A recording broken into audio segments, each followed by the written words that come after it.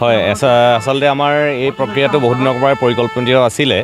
আৰু আমাৰ প্ৰত্যেকখন ডিস্ট্ৰিক্টতে আমি পৰিকল্পনা কৰিছিলোঁ আজি যোৰহাট জিলাৰ সমিতিৰ উদ্যোগত প্ৰায় 300 শতাধিক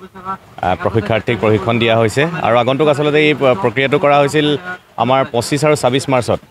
তৰাচিৰা বিহুৰ লগত উদ্যোগ ৰাখি আমাৰ কেন্দ্ৰীয় ত্ৰিবাৰ্ষিক ষষ্ঠদশ অধিৱেশনখন অনুষ্ঠিত কৰা হৈছে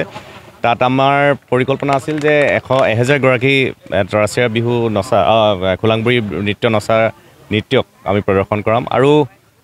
মূলত এই আমাৰ যিখিনি আমাৰ ঠেঙাল কছাৰী সকলৰ জাতিৰ পৰম্পৰা সংস্কৃতি সেইখিনি আসলে পুনৰ উদ্ধাৰ কৰি ৰাইজৰ মাজত আলোকপাত কৰা এটা আমাৰ মূল উদ্দেশ্য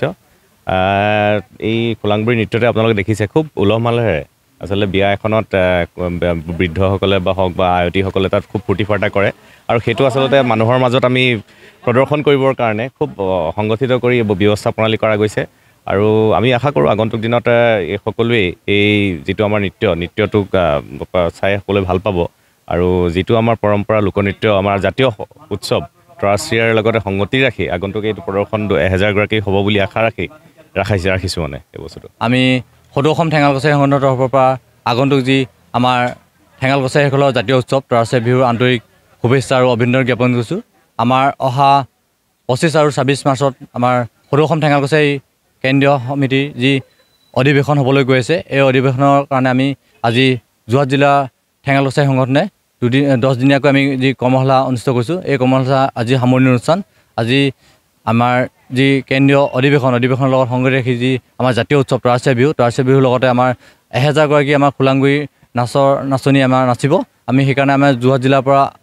10 দিনীয়া কৰ্মশালা দি আজি আমি তেখেতলোকক আখৰা দি পেলাই তেখেতলোকক আমি সাজু কৰি তুলিছোঁ আগন্তুক 1000 গৰাকী শিল্পীয়ে নাচিবৰ কাৰণে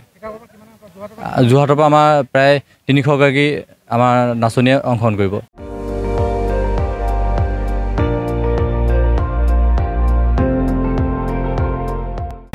আপুনি চাই আছে ND24 সৰ্বশ্ৰেষ্ঠ নহয় সৰ্বোত্তমৰ দৌৰ